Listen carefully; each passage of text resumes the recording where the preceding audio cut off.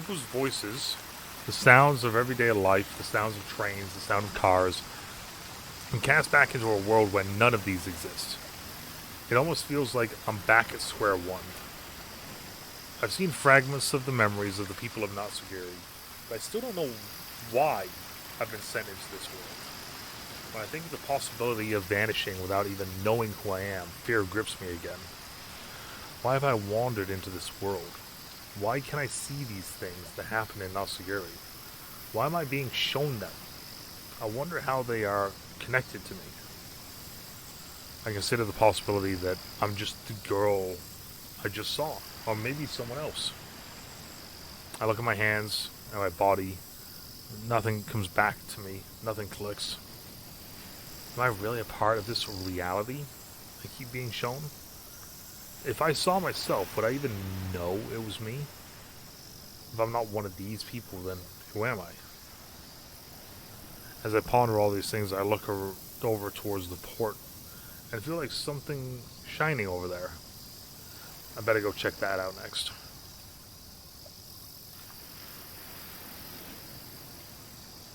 Alright, so we now have to go to the port.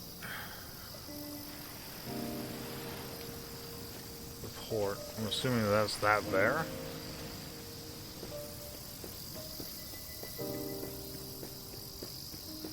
Yep, looks like all the way down there.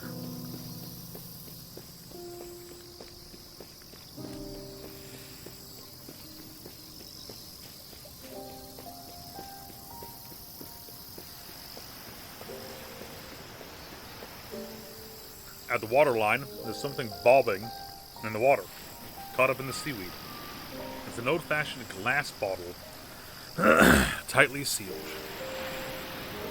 I wonder where this is washed in from. I peer into the glass and I see a scrap of paper inside. I pick up the bottle and I struggle for a moment, but eventually get it open. The inside of the bottle is damp and narrow for my fingers. The paper inside is stuck to the bottom of the bottle, but I eventually extract it and spread it. The message is short, but not necessarily to the point. I seal my terrible suspicion inside this bottle. I commit it to the ocean. That's all it says. I wonder what that might mean. A terrible suspicion? What suspicions did this person have? There really isn't anything other than that written on the paper. Maybe this is an important piece of information, but holding the bottle and the paper doesn't bring me any new visions. Yet, I still believe this to be like the other objects I've seen so far, something that will lead me to sights and events from reality. I turn around. Beyond the bamboo grove by the pond, I see the next light. Maybe it will tell me something about the person who wrote this note. Beyond the pond and the bamboo. Over here? Yeah, okay.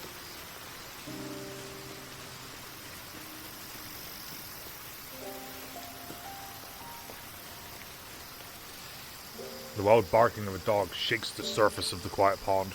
I can also hear the voices of a number of kids shouting things at the dog.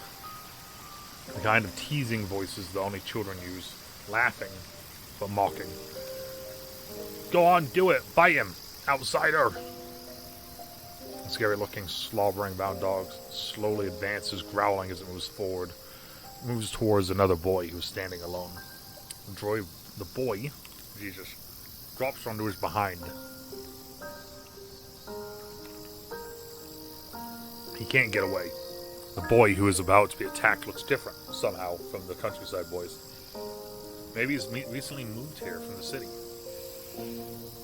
The dog speeds up, closing the distance more rapidly.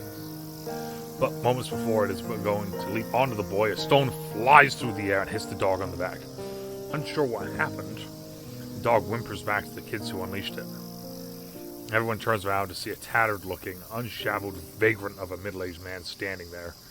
The kids with the dogs look at each other. Oh crap, we're in for it. It's the werewolf! Run for it! With that, the kids all scatter, taking the dog with them. The ragged man moves over to the remaining boy, who finally stands up and brushes the dirt off his seat with his pants.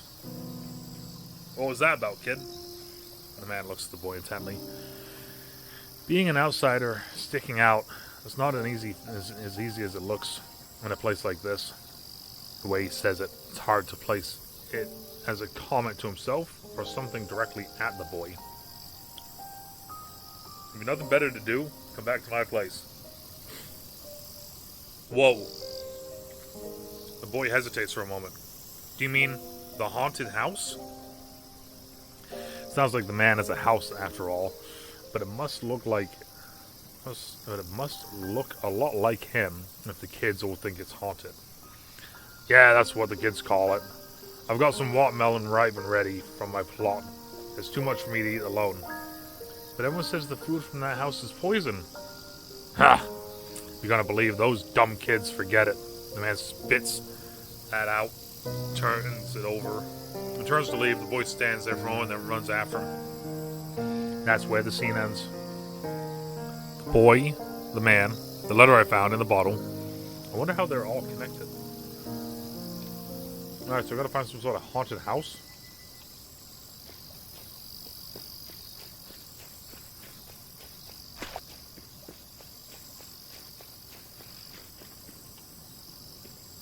The kid who fell over is playing here quietly, alone. Maybe this is his favorite spot of his.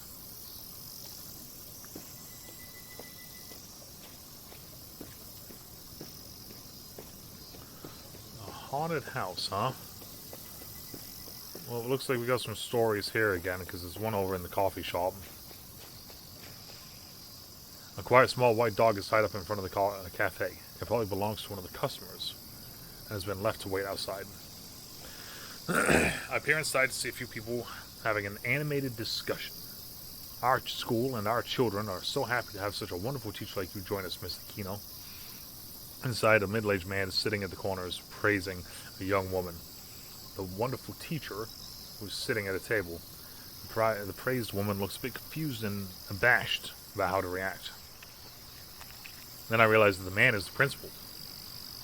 So she must be a new female teacher who's just come to the school. Other people around them, men and women, the older lady who runs the cafe, the townsfolk, or maybe other teachers, all start talking to about how attractive Miss Aquino is, and how popular she is already. How gentle and kind she is when teaching the kids, and then strict when she needs to be, and how they all seem to magically listen to her. All sorts of praises fly around. But with each compliment, she looks down and even more embarrassed, and just says she still has a lot to learn. My nephew is single, actually. What do you say? Shall I make the introductions? Thank you, but I'm not looking for a relationship at the moment. I moved here to focus on my job. The owner of the cafe gets in on the joke, too. I heard his nephew is quite the catch, both appearance and personality. Just like his uncle, in fact. I think he'd make a great match for with Miss Wonderful Aquino. Everyone laughs.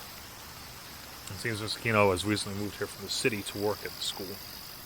With her sweet personality and gentle bearing, she became popular with the kids. But that hasn't gone to her head. She sounds like the ideal teacher. She has a pile of papers stacked up in front of her and a red marking pen in her hand. It looks like she visited the cafe on her day off, maybe to whittle down some of her students' homework and end up being surrounded by the locals. I glance at the paper she's marking in at the moment. Ah, I've seen that handwriting before. And recently. It looks like the note that I fished out of the bottle. The mysterious note talking about a terrible suspicion. I might just be imagining things, but if she's the one who launched that bottle, what would such a popular teacher have a suspicion about? What issues might weigh on her mind? Miss Aquino looks over to the windows as though noticing something outside. I look in the same direction and see the scraggly middle-aged man and the city boy from the pond walking together alone. Maybe the kid went to share his watermelon after all. These two, who everyone else kind of avoids, a kid and an adult, might have become friends despite the difference in age. The man has a watermelon under his arm, perhaps as a gift for the kid. It's big and beautifully shaped. I bet it would be delicious on a hot day like today. The boy has something else in his hands. It's not a watermelon or any other kind of fruit, but bottles. 2 or 3 bottles. That shape. They're the same as the one I picked up in the port. I still don't see how all this is going to connect together, but something big, something important has to be wrapped up in all this, which is why I'm going to be shown it. Alright. Oh. A few middle-aged women are standing around talking. They have worried expressions on their face, and the scene feels quite different from the relaxed and bubbly atmosphere I just saw in the cafe. After heavy moments of silence, one of them speaks. These terrible things keep happening. My poor boy is so worried he's barely eaten, and eating is the only thing he's good at. I don't know who's doing this or why, but it's really so nasty. Everyone's on edge, worried they might be next. This is no way to have to live. The mental burden is just too much. I wonder what they're talking about. Maybe there's other information nearby. I take a moment to calm my mind and listen carefully, and hear the fragments of conversations drifting from other spots. I need to look around. Alright. Let's see here. All the way back here.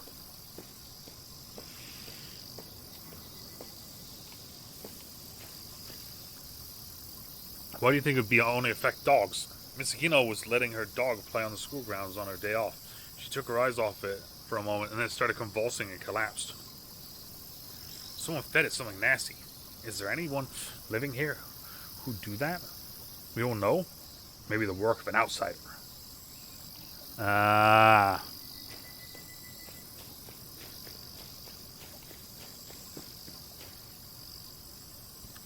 Miss Aquino's dog was taken to the vet, and thank goodness it survived. But the poor deer was certainly thrown for a loop. She's been taking some time off, I heard.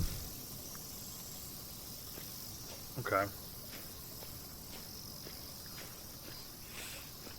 If things keep escalating like this, it might be a person next.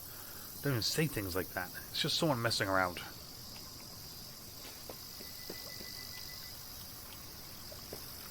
I swear I just saw a person over there. If it was intentional, I mean, someone is using poison. Someone's putting it into people's pet food. And there's one over here. There's one over here, right?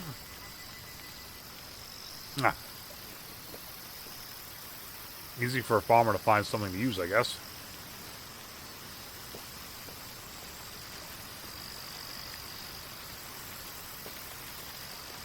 Is that it?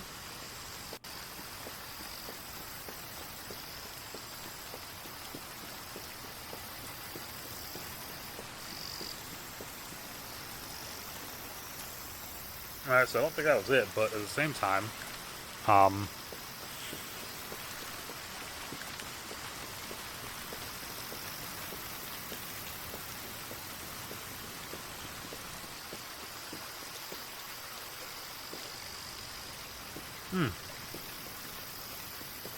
Alright, all the way back there. This one's yellow, this one's white.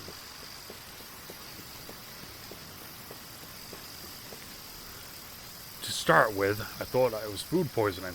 It is summertime. Alright. The dog ate some food out of the front of the confectionery. That's when I started feeling sick. The confectioner, I should go check that out then. Isn't that right here?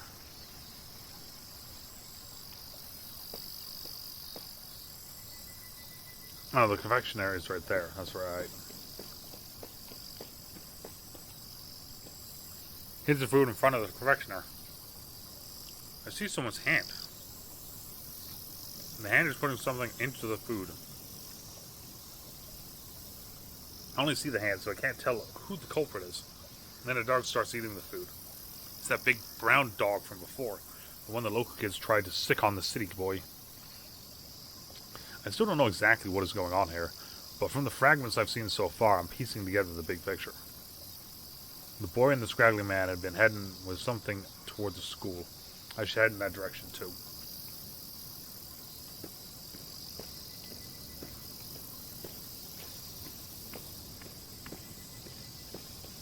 Okay.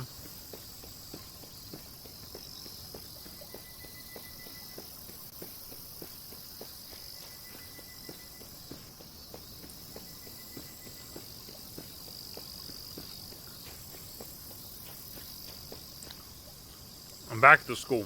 My ears ring and a scene from the real world appears before me again. I see someone walking out of the school gate. It's Miss Aquino. She's alone. The school is closed up, but I'm presuming it's just the weekend, so there's no kids around. Something still seems out of place, however. Miss Aquino rushes into the grounds, her feet unsteady. She's muttering something to herself. What did she eat? Did someone do this? She keeps talking to herself, almost sounding possessed, and she searches the grass and in the shadow of the pipes. Maybe she's back to find out what happened after her own dog collapsed and was taken to the vets. She's looking around for something.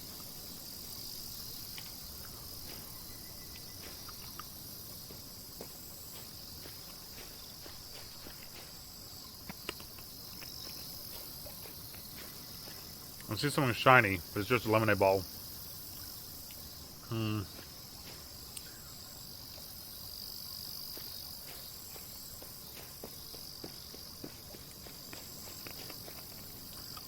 Hey, I found 5 yen. Okay, I found 5 yen. Over there.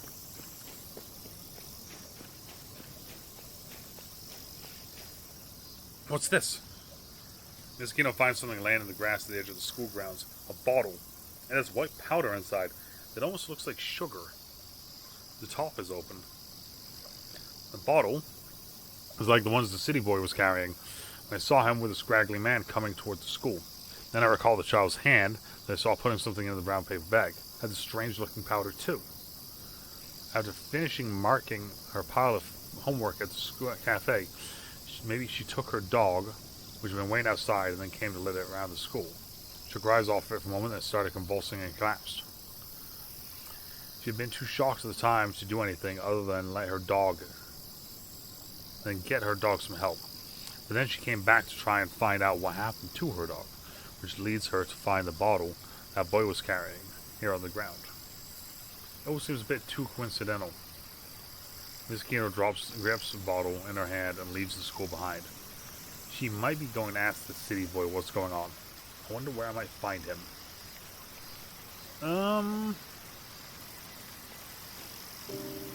Great question. Let's see here. The teacher head to the pond on the other side of the station. Oh, well, there we go.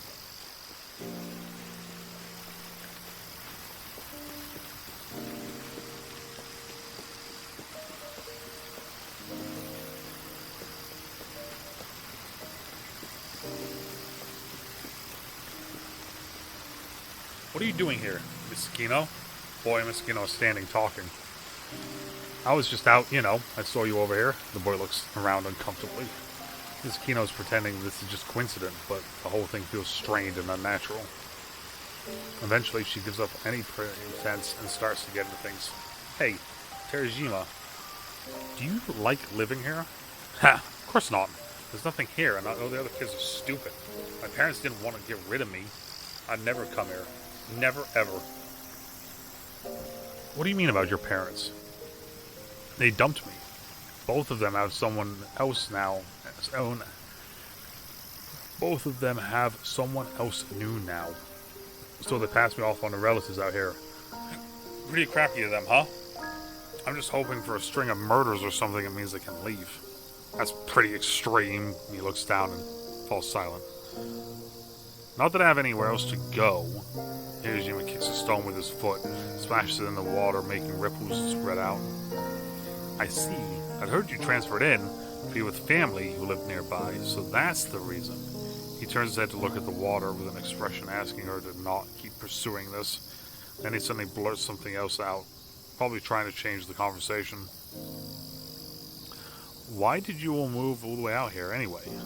You came from close to my old home, right? Did you get ditched as well? Tell me. Miss Aquino quiet for a moment, and then she speaks briefly. No, that's not what happened. She searches around in her bag and brings out the bottle and shows it to Terajima.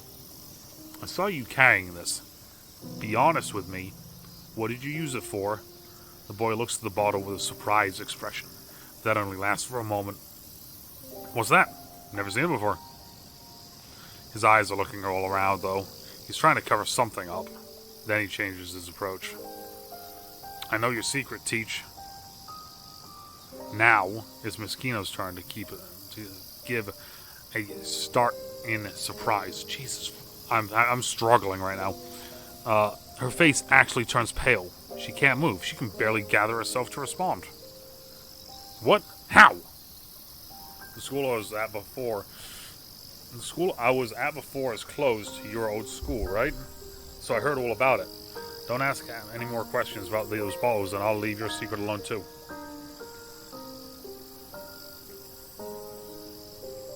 With that, Terajima runs away. Miss Aquino drops the bottle listlessly onto the ground. She then drops to her knees herself, covering her face with her hands. She vanishes from my sight to be replaced by the sound of an ambulance siren in the distance. They're coming from the school. Something has happened. I need to go take a look. Oh boy. Oh boy, what happened now?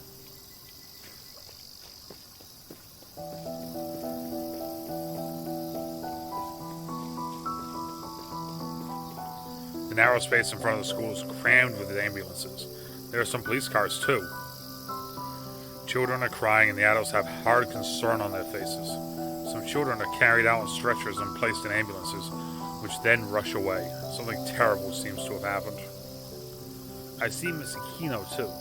She's helping to direct the chaos, speaking to seriously ill kids, gently consoling those who are safe but in fear and tears.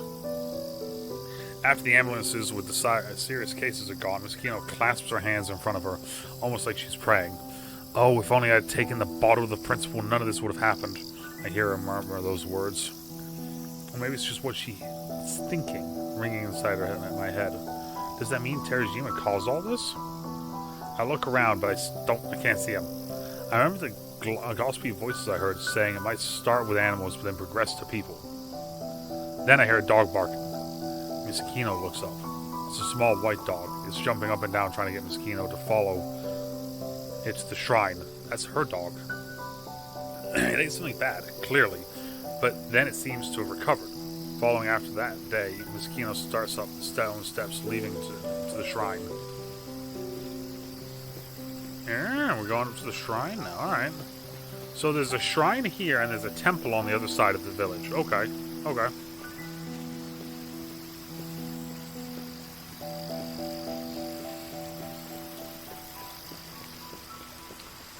So what is up here then? Ah.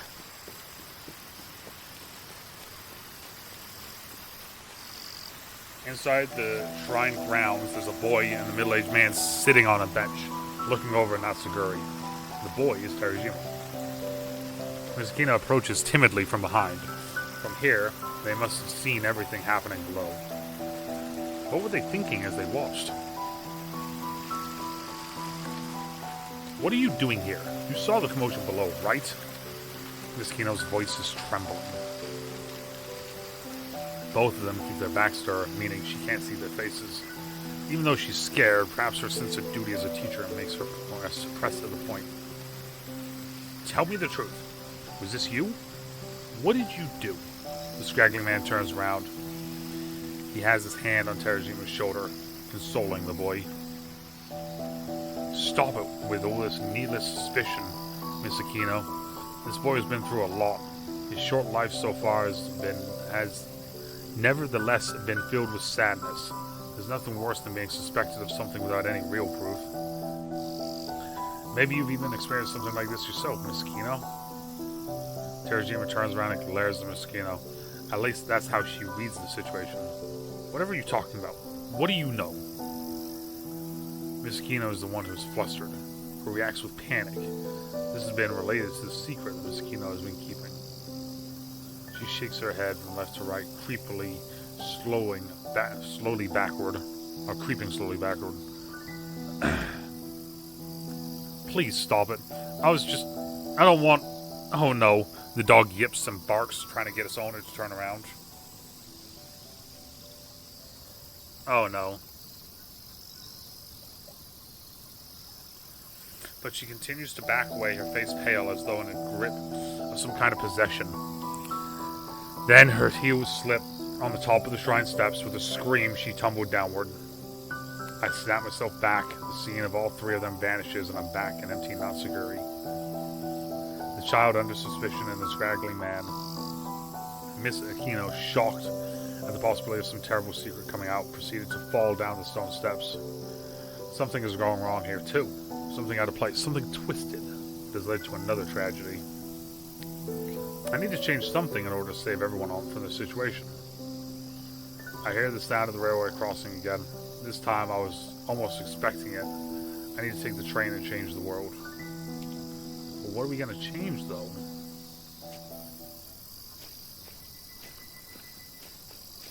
Normally we have an item to help change whatever's going on. This time we don't have an item. So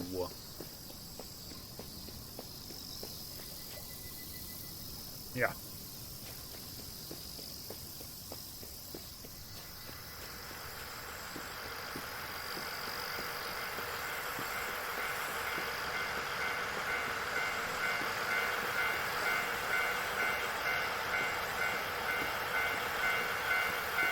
Alright.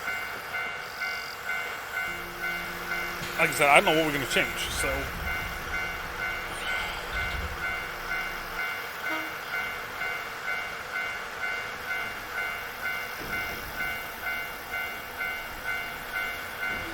Oh, press B to skip the train ride?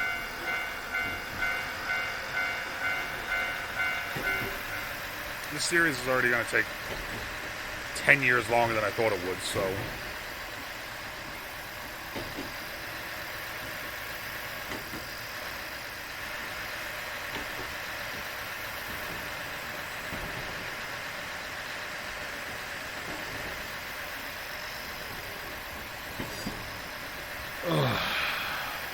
Literally.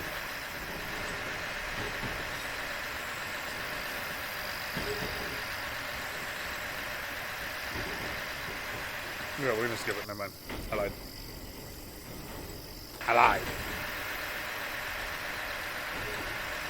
Skip it, it was about the same freaking spot, basically.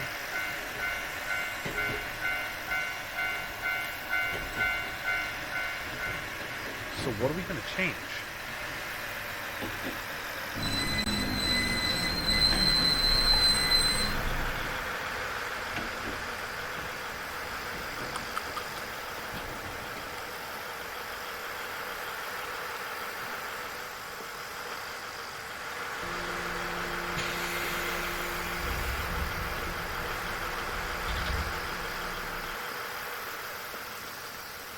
I decided to take the... Okay, so that's the bottle. I decided to take the bottle and head to the pond. That was where Hiroshima threatened Miskino with revealing her secret to everyone, and the fear of that eventually leading her to cast the bottle into the ocean. I need to see what my train ride has changed in this world. Really not a whole lot, honestly.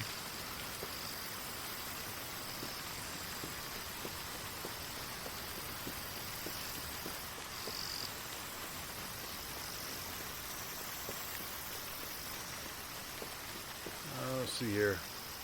Miskino is threatened by the boy again. She drops the bottle. I take a moment to imbue the bottle in my hands. With my own thoughts, Principal, please do not leave this alone. Be brave. Go and talk to the principal.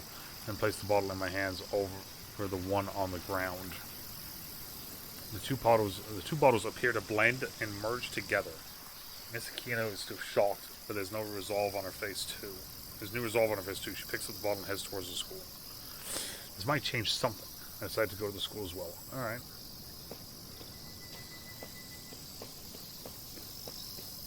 Okay.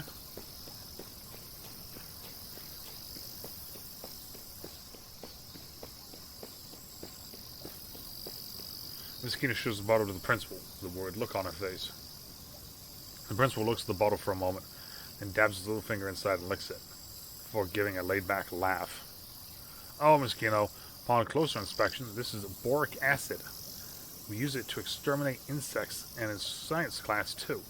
There's no label on it, which is why I didn't recognize it. I actually saw a bottle just like this on the ground, close to the break room. I thought it was just sugar or something like that, so I put it back next to the kettle. It's not a good idea, on reflection, now is it? We'd better go take that away at once. If it gets left there, once tea time comes on Monday, one of the kids might open it. Or It might fall into the tea, and that would be quite the commotion. The principal chuckles heartily at the thought. I still don't know why a bottle of boric acid was laying on the ground. The principal mistakenly placing it in the break room was likely the direct cause of the ambulance showing up. This means at least I prevented that from happening. I heard your dog ate something nasty too. Yes, she did. Boric acid, you said. Maybe that's what it was. She's not going to die anyway. Hopefully now this will be okay. She places a hand on her chest, looking relieved, as Miss Kino moves to leave, when the principal speaks again. One thing, Miss Kino, about setting you up with my nephew. I don't know how it started, but have you heard the rumors going around among the students? I don't quite know how to say this, and I know you have your own matters to work through, but maybe we'll keep my nephew out of this, okay? At least until things settle down. You understand, Miss Kino? Miss Kino stops still, stands stiff, and she listens to the principal, but once he's done, she does turn around and practically runs away. In the world, she kept the secret about the bottle. Those rumors didn't seem to have spread. She headed off to the fort.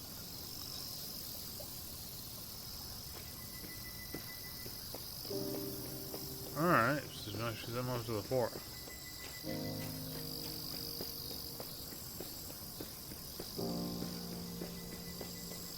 So, why do I have a really bad suspicion about what she did?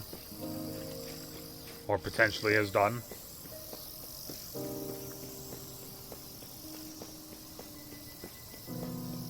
Why do I have a really bad feeling about what she potentially has done? Miss Kino's sitting on the grimy concrete of the fort, unconcerned about her getting her clothes dirty. Then the scraggly man shows up. Hey, Teach. Not planning on tossing yourself in there, are ya? Miss Kino turns back, her face is red and puffy from crying. It's clear that she's feeling pretty cornered.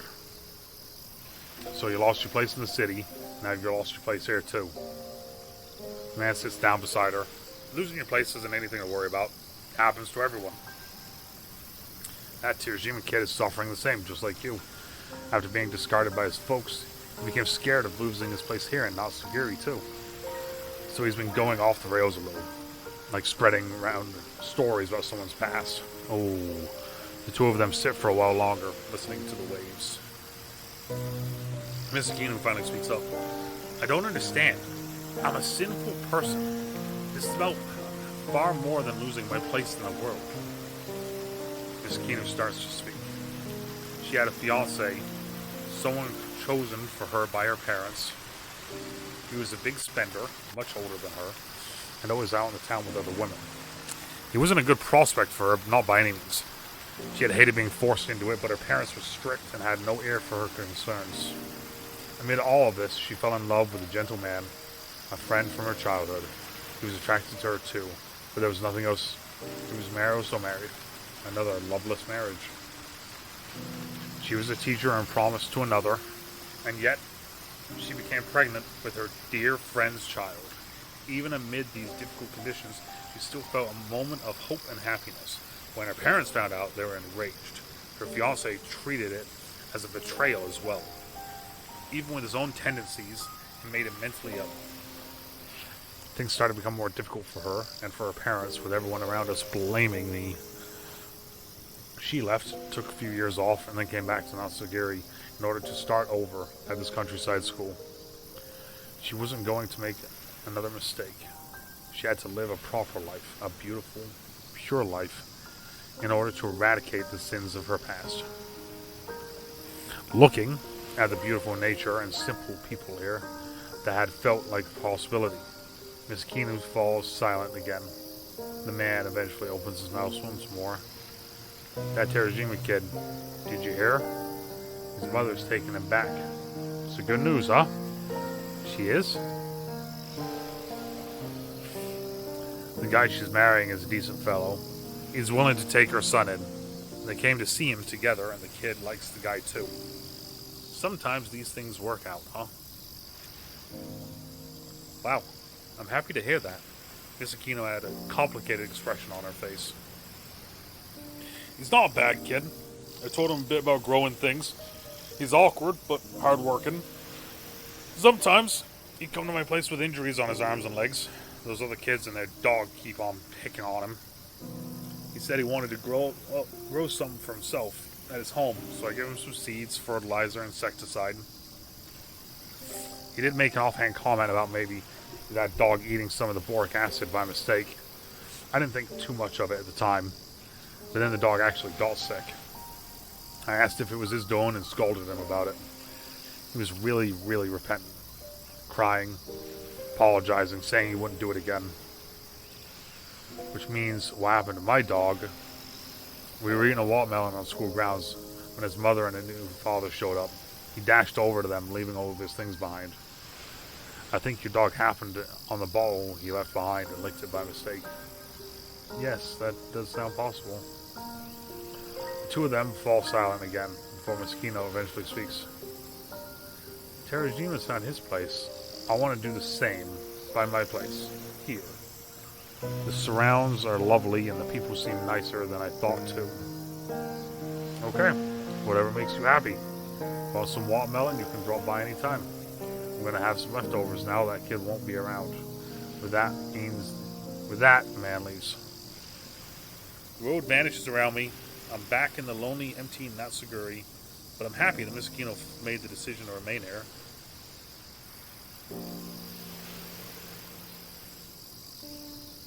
Is that another main fragment done now? Natsuguri fragment 3 complete. Dope.